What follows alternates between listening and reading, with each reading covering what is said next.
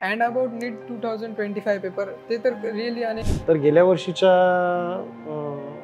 2024च्या ॲडमिशनच्या रँकच्या तुलनेमध्ये जर पाहिलं, नीट 2026च्या स्टुडंटसाठी माझ्या मुलाबद्दल विशेष करून या 2 वर्षातल्या प्रवासाबद्दल सांगायचं.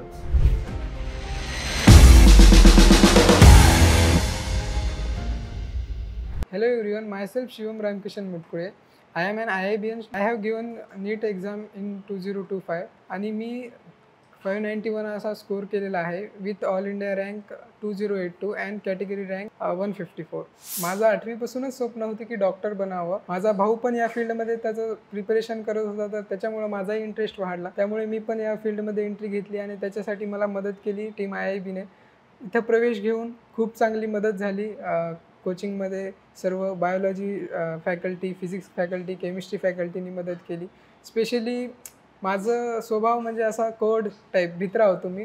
तर जसंच मी टीम IIB जॉईन केली तसंच टीम IIBनी सपोर्ट विथ सांगितले की असं हाऊ टू फॉलो ऑन कसं करावं, की हे कसं शिकावं, ते कसं शिकावं, फुल मदत केली. त्याच्यामुळेच मला माझ्यामध्ये ही ग्रोथ करता आली आणि त्यामुळेच मी आता 591 स्कोर करून चांगल्या स्थितीमध्ये आहे. माझ्या पप्पांनी केलेले कष्ट, माझ्या फॅमिलीने केलेले कष्ट हेच माझ्यासाठी मोटिवेशन होतं. अँड अबाउट नीट 2025 पेपर ते तर रिअली अनएक्सपेक्टेड होताच.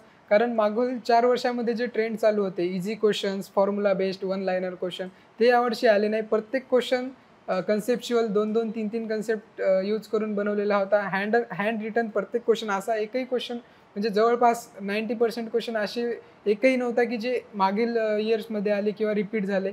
प्रत्येक क्वेश्चन न्यू कॉन्सेप्ट बेस्ड. म्हणजे आम्हाला IIBमध्ये तर त्या कॉन्सेप्ट शिकवल्यात, पण त्या कॉन्सेप्ट अशा हाय लेवलला नेऊन असे क्वेश्चन बनवलेले होते. त्याच्यानंतर मी स्टार्टिंगला बायो स्टार्ट केलो, कारण आमच्या इकडे ट्रेंडच असा आहे, बायो आधी, मग केमिस्ट्री, मग फिजिक्स. मग जसंच मी बायोचा पेपर अटेम्प्ट केलो, क्वेश्चन लेंदी होते, वाचायला टाईम लागत होता. त्याच्यामुळे मग मला 1 तास जवळपास 10 मिनिट 1 तास 10 मिनिट तर मला बायो सॉल्व करायला लागले. त्याच्यामुळंच थोडं हायपर झालो. केमिस्ट्रीमध्ये 45 मिनिट्समध्ये कसं तरी सर्कलिंग करून ट्राय केलो, तर केमिस्ट्री पण कंप्लीट झालं. 45 लास्ट मिनिट बाकी होते तेव्हा फिजिक्सवर जम्प केलो. फिजिक्सचा फर्स्ट क्वेश्चन आला नाही, तर पुन्हा हायपर झालो. मग त्याच्यानंतर सेट नंबर 45चा फर्स्ट क्वेश्चन, आतापर्यंतचा टफेस्ट क्वेश्चन म्हणतात, ते आला नाही. त्याच्यानंतर मग मी नेक्स्ट क्वेश्चन, मग कळालं की यार आपल्याला प्रत्येक क्वेश्चन सॉल्व करायची गरज नाही, आपण सिलेक्टिव्ह क्वेश्चन सॉल्व करून जरी केलो तरी स्कोअर वाढेल. मग मी इझी क्वेश्चन शोधलो, वन लायनर क्वेश्चन तर नव्हतेच, पण जे सॉल्व करायला क्वेश्चन इझी जातील असे क्वेश्चन शोधलो. असे सिलेक्टिव्ह क्वेश्चन सॉल्व केल्यामुळे फिजिक्सचा माझा स्कोअर वाढला. त्याच्यानंतर तरी पण टाईम पुरला नाही आणि 106 स्कोअर आला फिजिक्समध्ये माझा आणि 16 क्वेश्चन माझे सुटले. जसाच पेपर झाला वाटलं की यार आता आपल्याला रिपीट करावं लागणार आहे, कारण स्कोअर तेवढा एक्सपेक्टेड स्कोअर जेवढा आहे तेवढा पोहोचला नाही. त्याच्यामुळे आता आपल्याला रिपीट करावं लागणार अशी फिलिंग आहे. पण जसाच बाहेर आलो, बाहेरचे मुलांचे रिस्पॉन्स बघितलो, मग थोडं फील आली. मग IIBमध्ये आलो. IIBमध्ये आल्यावर सर म्हणले की हा पेपर आत्तापर्यंतचा टफेस्ट पेपर होता. मग त्याच्यामुळं थोडे वील आली की नाही, आपण पण आहे, कॉम्पिटिशनमध्ये आहे. सर्वांचे स्कोअर कळाले. नॉर्मल म्हणजे खूप नॉर्मलपेक्षा 100 स्कोअर म्हणजे 100 मार्क्स कमीच सर्वांना असे. मग त्याच्यामुळं थोडी वील आली आणि मग आता असं वाटते की मी आहे कॉम्पिटिशनमध्ये. आणि स्कोअर ॲज अ रिझल्ट आला तसं 2082 रँक आली माझी, ऑल इंडिया रँक. आणि पेपर मला असं वाटते की असेच पेपर समोर पण व्हायला पाहिजेत आणि अपेक्षा होतील पण. कारण जसं लास्ट 2-3 इयर्सचे ट्रेंड आहेत. 680 मार्क्स घेतात मुलं, 690 मार्क्स, तरी एम्सचे चान्सेस नाहीत. एम्स खालच्या याचेवाले एम्स भेटतात. तर त्याच्यामुळे असे पेपर जर आले, आता या इयरचं 2082वर जे रँक आहे लास्ट इयर 685ला होता. आता नंबरमध्ये आकडा कमी दिसतंय, पण रिअली मॅटर काय करणार तर रँक. त्याच्यामुळं आता एम्सला लागेल अशी अपेक्षा आहे. होप सो लागेल. And about my IIB experience, it was really fascinating. कारण IIBने जी मदत केली, हेल्प केली, जसं मी स्टार्टिंगला ॲडमिशन घेतलं, माझ्या भावाने मला रेफर केलं. IIBमध्ये मी जसाच हे झालो, स्टार्टिंगला सर्वांचे नॉर्मल बॅच होते. बॅचमध्ये असं होतं की वीकली जसे जसे टेस्ट होणार त्यांच्या स्कोअरनुसार बॅच शफल करणार. हे एक पॉईंट म्हणजे IIBची एकदम भारी गोष्ट आहे. म्हणजे हे असं याच्यामुळे काय होणार की आता जसे स्कोअरनुसार बॅच होणार, तर आपल्या सोबतचे ॲम्बियन्स, सोबतचे सराउंडिंग पीपल्स किंवा स्टुडंट्स आपल्यामध्ये हेल्दी कॉम्पिटिशन, आणि असं एक राहणार की यार आपण थोडं हे केलं तर नेक्स्ट बॅचमध्ये थोडा अभ्यास केलो तर आणखीन टॉपर, जसे आपल्या लेवलचे पीपल्स किंवा स्टुडंट आपल्यासोबत राहणार. हे एक भारी पॉईंट होता आय आय बीचा. आणि त्याच्यानंतर आय आय बीचा एक प्रोग्रॅम आय आय बी महाफास्ट, त्याच्यानुसार कसं की स्कोअरनुसार स्कॉलरशिप भेटायचे, तर त्याच्यामध्येही मला 12थला फीस लागलेली नाही. ते एक म्हणजे भारी गोष्ट आहे माझ्यासाठी. नीट 2026च्या स्टुडंटसाठी माझं म्हणजे एक्सपिरियन्सनुसार काही टिप्स तर 2025चा पेपर जसा कन्सेप्च्युअल आलता, तर आपल्याला कन्सेप्ट क्लिअर करणं हे महत्त्वाचं आहे, आणि डेफिनेटली त्या आय आय बीमध्ये होतेच. आणि मेन म्हणजे लास्ट इयर्समध्ये कसं होत आलं आहे की कोणी पण लेक्चर बघून, 1-2 लेक्चर वन शॉट बघून स्कोअर आणत गेले, पण आता तर ते होणार नाही, कारण कन्सेप्ट क्लिअरन्स मेन आहे. त्याच्यामुळं तुम्ही कन्सेप्ट क्लिअरन्सवर फोकस करा, डाऊट क्लिअरन्स करा, क्वेश्चन सॉल्व करा, आणि मेन म्हणजे इकडं तिकडं भटकू नका की यार हे बुक सॉल्व करू, ते बुक सॉल्व करू. आय आय बीमध्ये एक मेन पॉईंट म्हणजे असं की आय आय बीच्या फिजिक्सच्या नोट्समध्ये रँक बुस्टर नावाचा एक म्हणजे पार्ट आहे. तर आम्ही सरांना म्हणायचो, सर एवढे हार्ड क्वेश्चन, JEE ॲडव्हान्स लेवलचे क्वेश्चन्स एवढं सॉल्व करायला पाहिजेत का, एवढा टाईम त्याच्यामध्ये आम्ही द्यायला पाहिजेत काय. सर म्हणत गेले की हे महत्त्वाचं आहे, जर कदाचित हार्ड पेपर आला एखाद्या वेळेस, आणि डेफिनेटली तसं झालं. नीट 2025चा पेपर एकदम टफ आला, हार्ड आला, कन्सेप्च्युअल आला, आणि त्याची आम्हाला रँक बुस्टरच्या त्या पार्टमुळं आम्हाला सोपं गेलं. तर तुम्ही सगळे मॉड्यूल, सर्व क्वेश्चन्स ट्राय करा, इकडं तिकडं भटकू नका. मेन म्हणजे module, I I B modules जरी सॉल्व केलं इनफ आहे ते. बस हेच माझे टिप्स 2026च्या मुलांसाठी. तर माझं काही शेड्यूल म्हणजे असं फिक्स नव्हतं. आपलं हेच होतं, एक झोप कंप्लीट करायची, तब्येत बरोबर ठेवायची, आणि अभ्यास जेव्हा टाईम मिळेल तेव्हा अभ्यासच करायचा. बाकी टाईमपास वगैरे अवॉइड करायचं, कारण 2 इयर्स जर कष्ट केले समोर, मग त्याचे एक्सपिरियन्स भारी भेटणार, समोर कॉलेज भारी भेटणार. त्याच्यामुळं तर जेवढा बी फ्री टाईम भेटायचा मी त्यात स्टडीज करायचो. आणि मेन म्हणजे झोप कंप्लीट घ्यायचो, 9 तास 10 तास.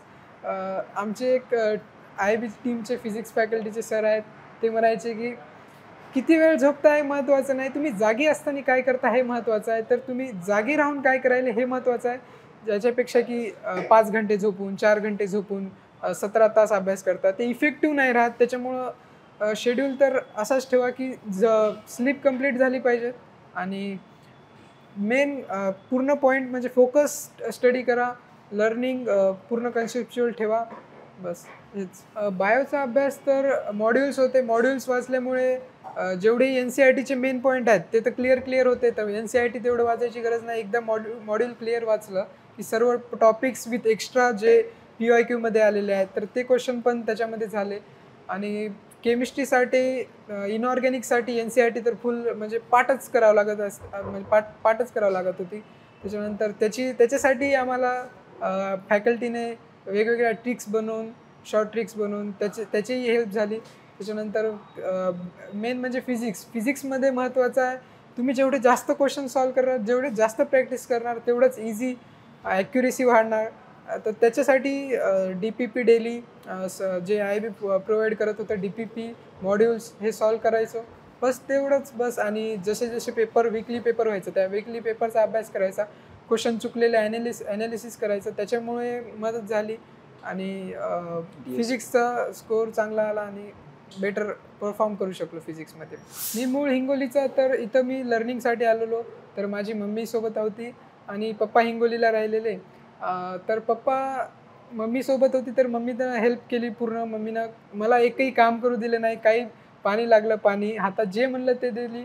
त्याच्यामुळं मी पूर्ण फोकस स्टडीवर करू शकलो. आणि पप्पाचा मॉरल सपोर्ट मागून तर होताच, कारण मागून पप्पा दरवेळेस कधी पण काही अडचण आली मला म्हणायचे काही प्रॉब्लेम आहे काही नाही.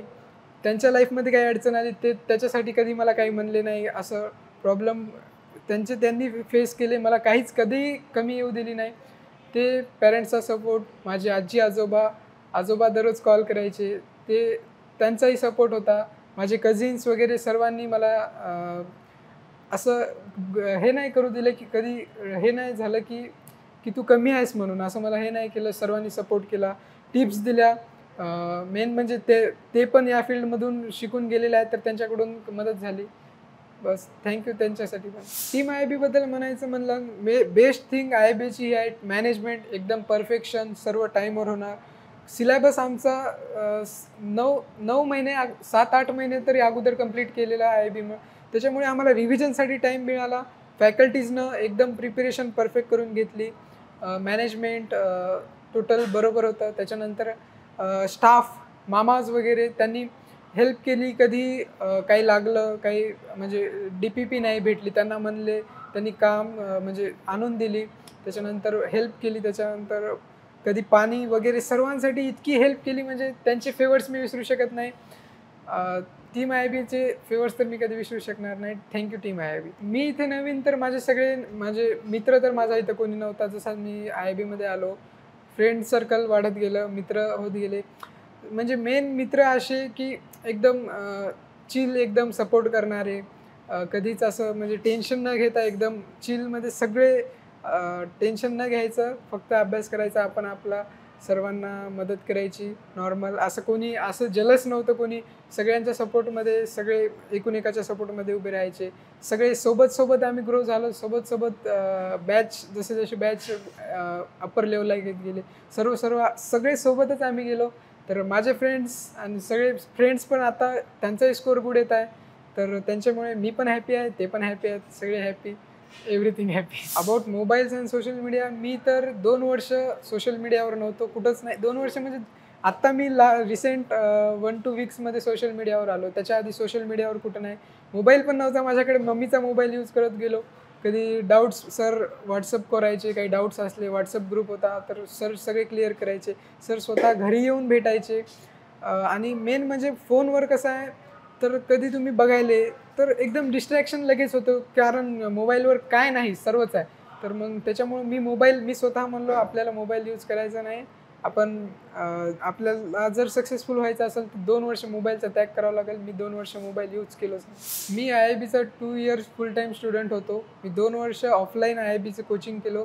त्याच्यानंतर जेही काही IIBकडून मिळालेले मॉड्यूल्स, DPP, टेस्ट, चार्ट्स वगैरे जे काही आहेत, ते मोर दॅन इनफ होतं. मला असं वाटतं की माझा स्कोर आणखीन इम्प्रूव्ह झाला असता. 620, 630पर्यंत गेला असता. फक्त चूक माझ्याकडून ही झाली की मला वाटलं पेपर इझी आहे, तर मी टाईम दिलो बायोला. त्याच्यामध्ये बायोमध्ये जास्त टाईम गेला. जर तेच टाईम मला फिजिक्सला भेटला असता, तर मी फिजिक्सचे पूर्ण क्वेश्चन अटेम्प्ट केला असतो, तर माझा स्कोर आणखीन इन्क्रीज झाला असता. नीटच्या लास्ट मंथच्या प्रिपरेशनबद्दल बोलायचं झालं तर मी फक्त IIBच्या राऊंड्सवर डिपेंडेंट होतो. जे काही राऊंड्समध्ये क्वेश्चन आले, कसं राऊंड्समध्ये खूप क्वेश्चन आले, म्हणजे जवळपास पूर्ण सिलेबस कव्हर झाला. तर जे काही क्वेश्चन चुकले, तेवढा टॉपिक पुन्हा परत एकदा 2दा रिवाईज करायचा. त्याच्यामुळे काय होणार की पूर्ण सिलेबस एक कव्हर होणार आणि समोर क्वेश्चन ते पुन्हा चुकला नाही पाहिजे याची गॅरंटी घेत होतो. त्याच्यामुळे ते हेल्प केलं. त्याच्यानंतर लास्टला सरांनी दिलेले बुक्स, तडका, शॉर्ट नोट्स म्हणजे तडकामध्ये असे एकदम रिवाईज नोट्स होते. तेवढं वाचलं की पूर्ण चॅप्टर होत होता. त्याच्यामुळं त्याच्यावर डिपेंडेंट होतो मी. ते दररोज वाचत गेलो सकाळी. त्याच्यामुळे ते हेल्प झालं. नीट 2025चा बायोलॉजीचा क्वेश्चन, फिजिको केमिकल अप्रोचवाला, तो क्वेश्चन म्हणजे असं की सर्वजण म्हणतात की इथून क्वेश्चन बनायला नव्हता पाहिजे, इंट्रोडक्शनमधून कुठं क्वेश्चन असते का असं वगैरे. पण असं झालं होतं की 1 महिन्याआधी IIBकडून आम्हाला ब्लास्टर दिलं होतं.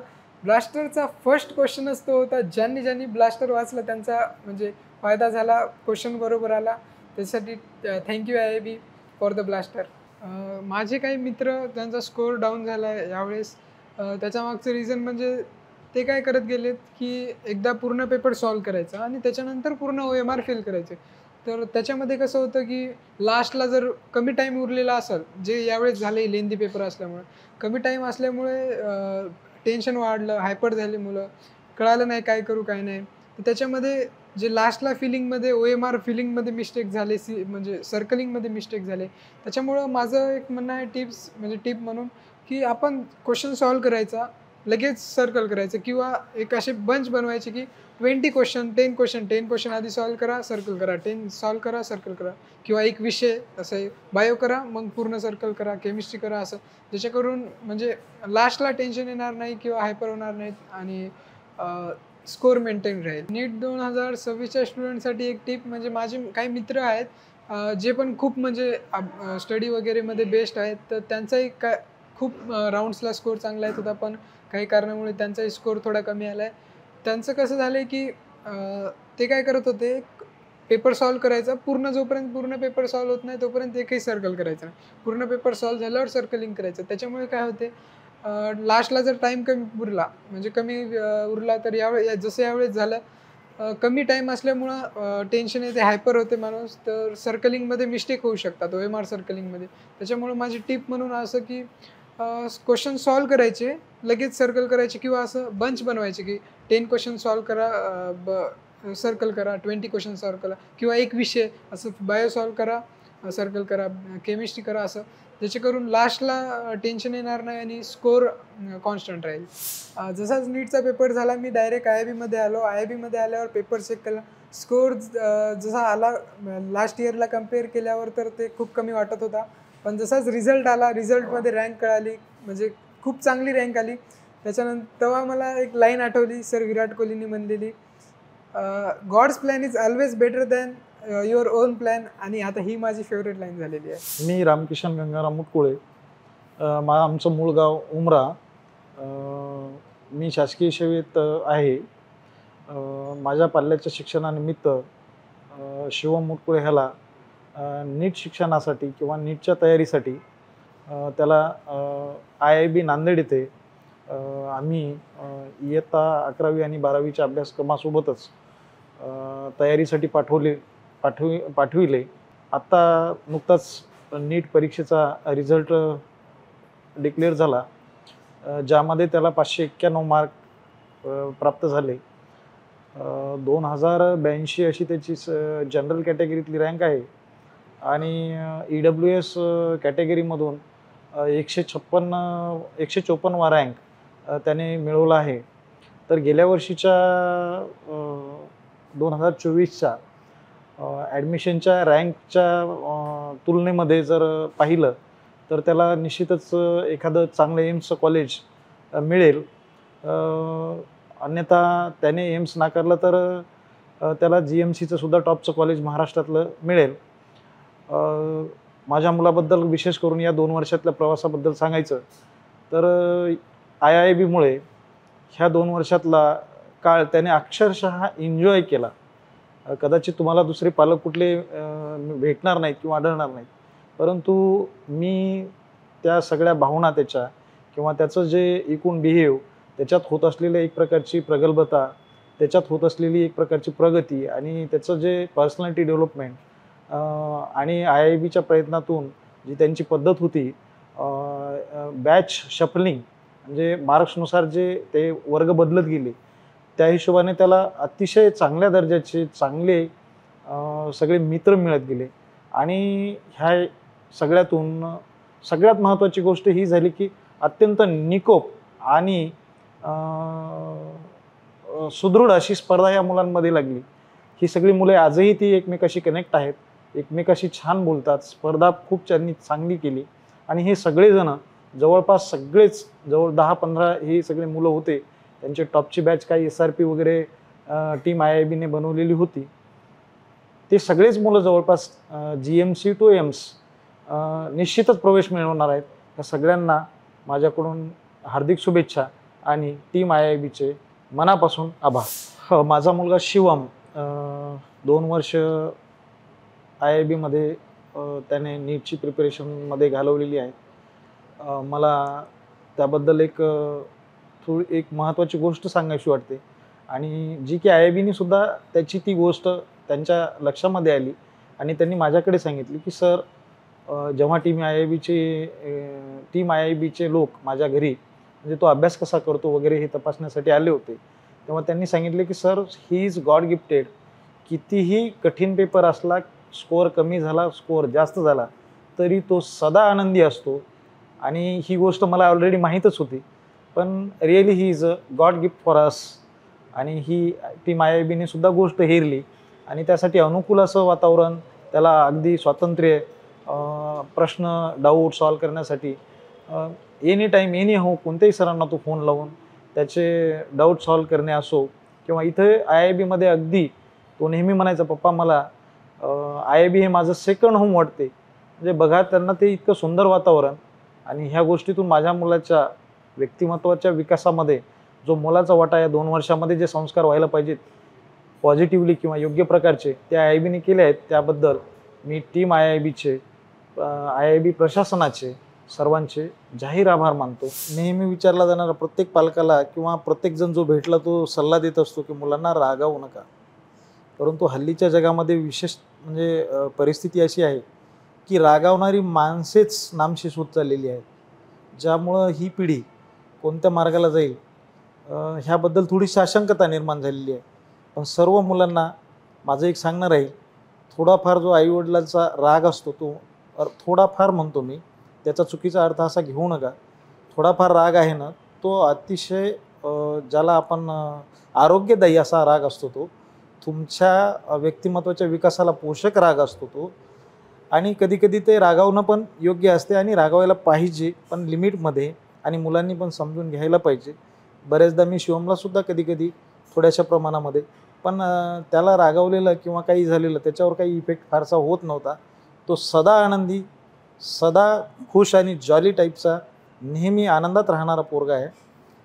आणि ह्या 2 वर्षामध्ये त्याला उत्तम दर्जाचं इथं स्वातंत्र्य मिळालं. सरांनी त्याच्या व्यक्तिमत्वाच्या विकासामध्ये अजून वाढ केली आणि तो चांगल्या प्रकारे आता स्कोअर घेऊन डॉक्टर होण्याच्या मार्गी लागलेला आहे असं मला वाटतं. अकॉर्डिंग टू माय स्कोअर आता तर one of the best AIIMS college किंवा टॉप मोस्ट महाराष्ट्रातील GMC मी एक्सपेक्ट करत आहे. त्याचं सर्व क्रेडिट मी माझे पॅरेंट्स, ग्रँड पॅरेंट्स आणि टीम IIB-ला देतो. Thank you team IIB. थिंक नीट, थिंक IIB.